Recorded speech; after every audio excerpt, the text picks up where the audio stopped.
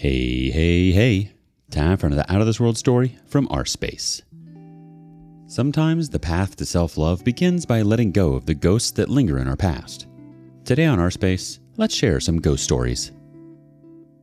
The discovery of a clandestine journal has our first OP labeled as the villain. Found a journal where wife documented her desire to have sex with another man.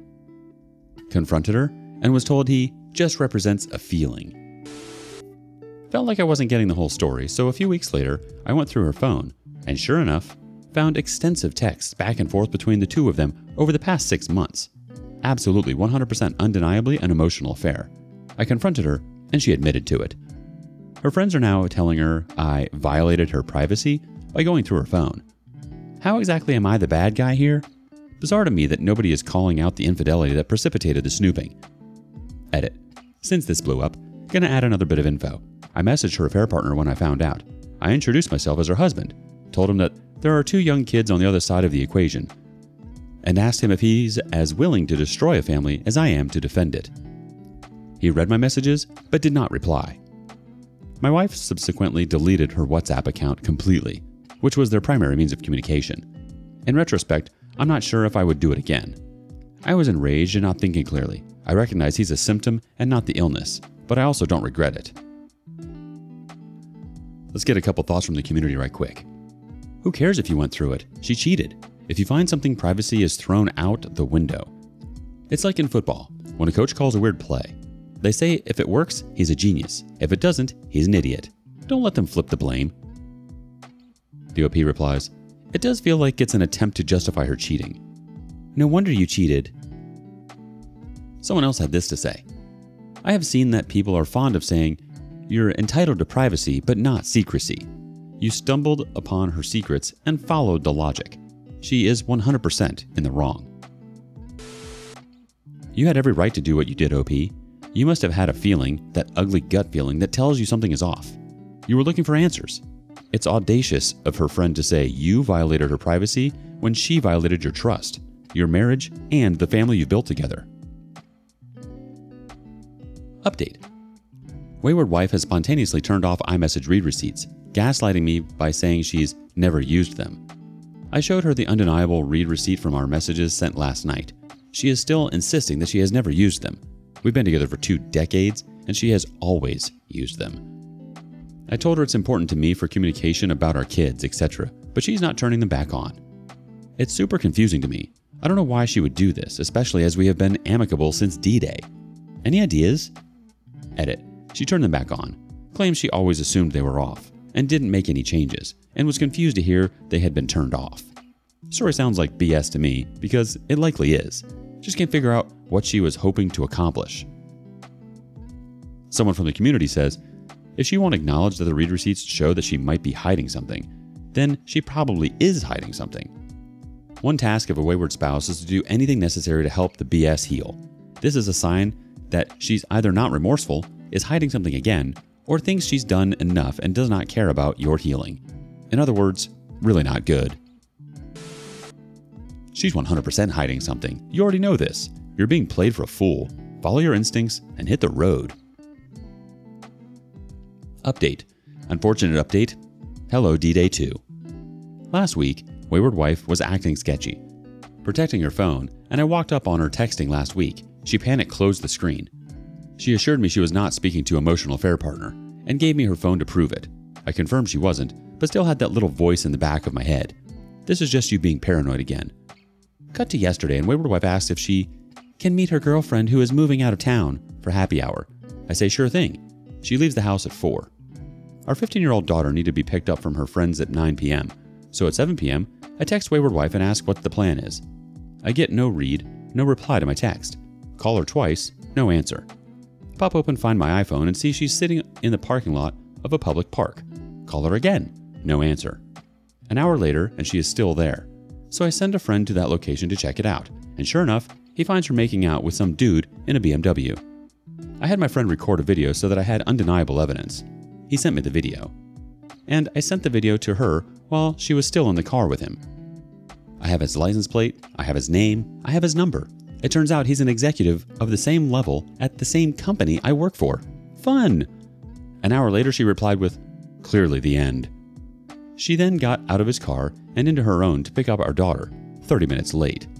My daughter immediately noticed she wasn't acting normally, and after pressuring her to explain what was going on, my wife decided it would be a good idea to tell our 15-year-old everything.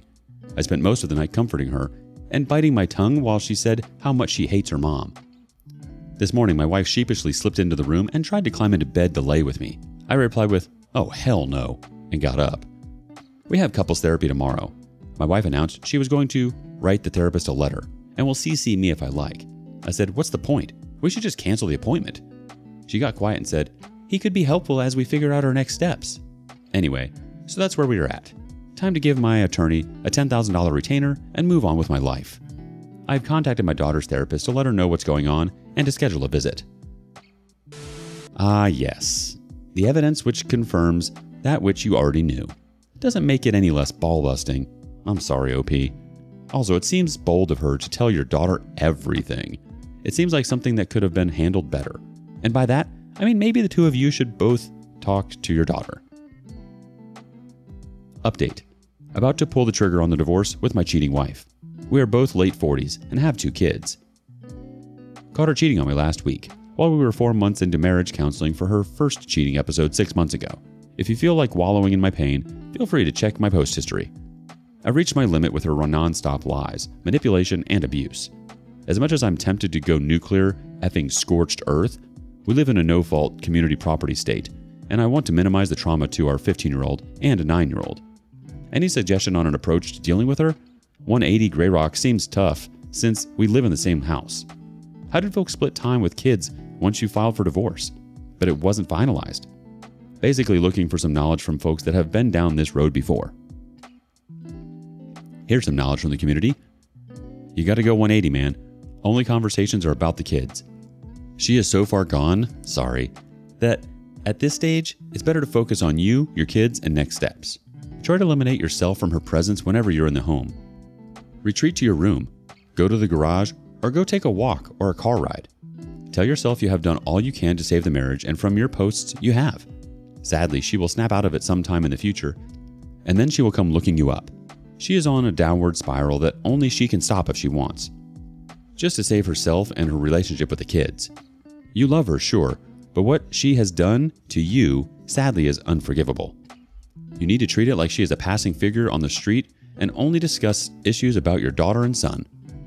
Sorry, OP, my heart goes out to you, but you know you did all you could. Sometimes others do not want to be saved. Honestly, that sounds like some good advice. It's only about the kids now, and I think limiting contact and the amount of time you're spending in her presence is best. If she tried to climb back into bed with you before, chances are she'll try to do it again. Update. Paternity test for 9-year-old? My wayward wife has revealed herself to be a serial cheater. She was served with the divorce papers yesterday. I have no doubt my oldest is mine. She looks just like me. My youngest, however, does not.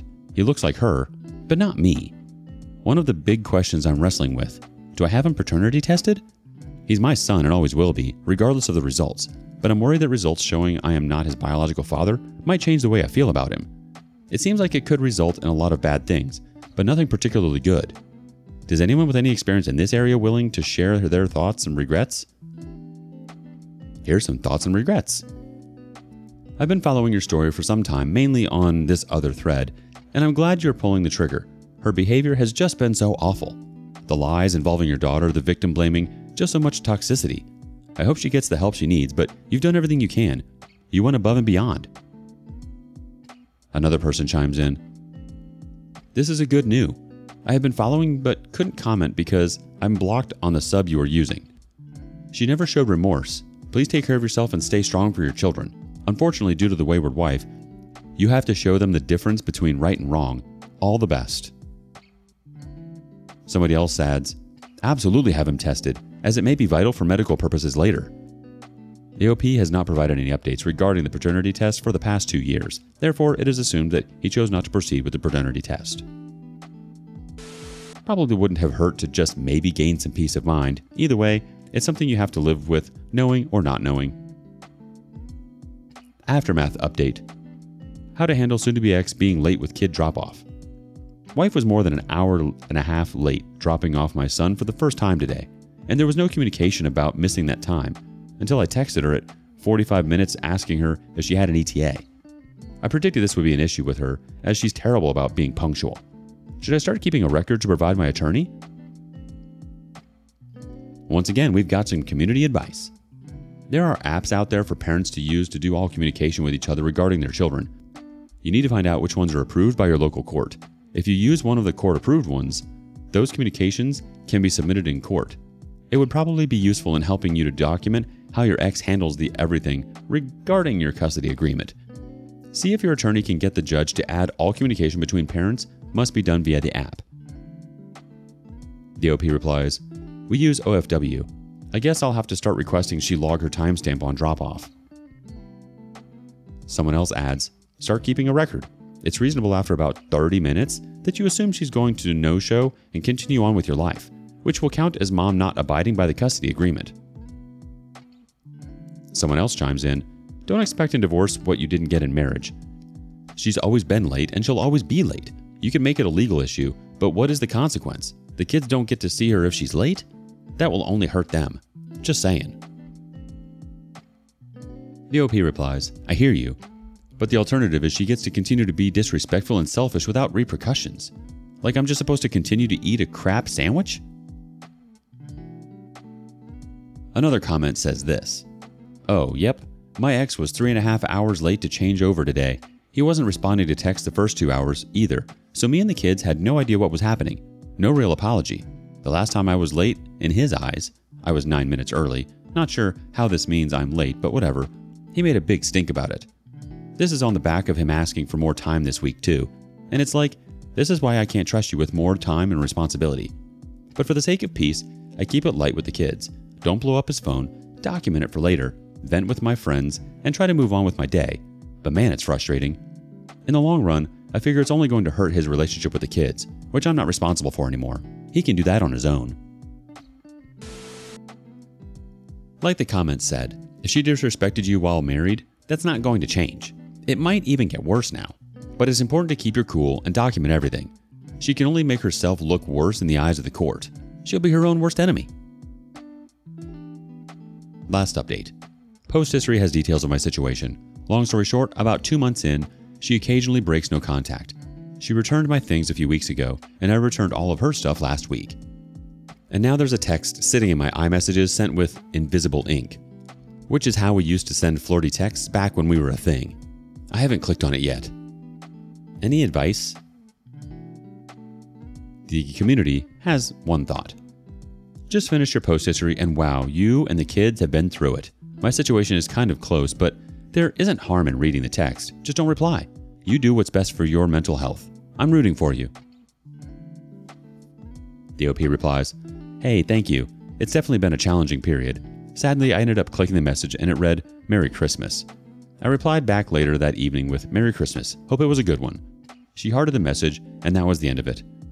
I had therapy a few days ago, and the therapist asked me how I felt about getting the message. My answer was, F her for ruining my Christmas. I was having a great morning with my kids, and then that text showed up. She injected herself into our holiday after kicking me out of her world. It just felt self-serving. What was she trying to do? Why send that message and then not respond when I messaged her back?" The therapist said, "I think the message wasn't about you. It was about making herself feel good to know that you were still there, and when you replied, she got her fix. So I felt played. I knew better. I shouldn't have replied." Eek. That's a hard pill to swallow. But you learned your lesson, OP. No turning back. Do you have a similar story? We want to hear it. Our next OP contemplates the karmic balance that life often brings, suggesting that, in the end, trash may indeed find its rightful place. A gold nugget of karma after the worst experience of my life. My, male 38, soon-to-be ex-wife, female 31, had an emotional affair with a coworker after 10 years together, 6 years married. I recognized changes in her behavior, then confronted her very early on after I saw her flick between screens on her phone when she didn't realize I was behind her. Rough few months followed. I thought reconciliation was possible, but she continued communication with the affair partner in secret. Some marriage counseling and statements from her that she also wanted our marriage to work, but it was clear from her attitude and actions she was not putting in any effort. Right before the end was awful for me. I hit the lowest point I've ever been emotionally. I could not work, and I had no ability to manage my emotions. Thank goodness my amazing family and boss friend were supportive and understanding. At my lowest, she chose to end our marriage and be with the affair partner. I went on short-term disability and traveled to stay with my family for a few weeks and hit therapy hard and made a lot of progress. I returned home, got back to work, started to focus on myself, and continued therapy to the point I am doing great and I am looking forward to my life. Juicy part? Soon-to-be ex has almost only ever been an adult while in a relationship with me, whereas I served in the military and went to college before we met. We have moved across the country and started fresh several times and had a lot of good, unique experiences together. Tonight, I realized that my ghost will be standing next to her in every story she shares with her new dude. And that takes me to a new place on my healing journey. Trash deserves trash. We deserve love and peace. Someone from the community responds, "She most likely felt she missed out on her youth and feels like she needs to see what else is out there. I know a few people with a similar story. Rest assured, in about 10 years, when you've moved on and are happily married, she'll live to regret it for the rest of her life." The OP responds, "Well, new dude is older than me and divorced with a kid. If this was the case, she's going in the wrong direction. I'm crazy about kids and it was really mostly on her that we were waiting." Edit to say, I wish I had included this earlier, but she said at one point, affair partner had stated that he wished he had put more effort into saving his marriage. Now that I understand the framework of cheating better, I interpret that as he cheated on his first wife and now regrets it. And this is the person she was taking advice from regarding her own marriage. He was weaseling her the whole time. It's not my problem, but I expect she will figure it out when the fog starts to lift. Someone else in the community adds, "Bro, that's my story about 17 years ago. And today, my cheating ex lives in one of my rental houses, so she pays me every month with her boyfriend who isn't a bad guy. But she has admitted to several people we both know she has never been happy since, and she threw away a good life and deals with regret every day. Karma is a real force in this world. Just wait and enjoy the show." I'm sorry, OP. People really don't deserve that level of deceit. That ghost is a very real thing. Can we even make it a poltergeist? Update. I'm still working through it. I have had issues with anger since I was young. My parents divorced when I was young, so I expect that is where it stems from. Every time thoughts of my soon-to-be ex-wife come about, I get into an imaginary argument trying to prove to her that what she did was wrong and I didn't deserve it in hopes that she'll feel bad. I feel like I want justice or karma. I know it's wrong to want for bad things to happen to others. They probably deserve it. They deserve worse than our anger. This morning, as I wrestled with another bout of anger, I slowed down to consider what I'm going to get out of it. I've read that I need to go easy on myself through this. As such, I should let myself be angry for a while. But I understand that I don't want to hold on to it this time, because even though it is here now, it is not doing anything to serve me anymore. So I'll let myself be angry when it's necessary. Then I will go on about my life. It's okay to be angry without wanting bad things to happen. Wanting justice or karma for others is me holding on to anger, and it is only causing me more pain and robbing me of peace. The fact that you're having these moments of realization is huge, OP. You've grown so much and you deserve to give yourself some credit. Thank you for sharing your story with us, OP. You're on the right path.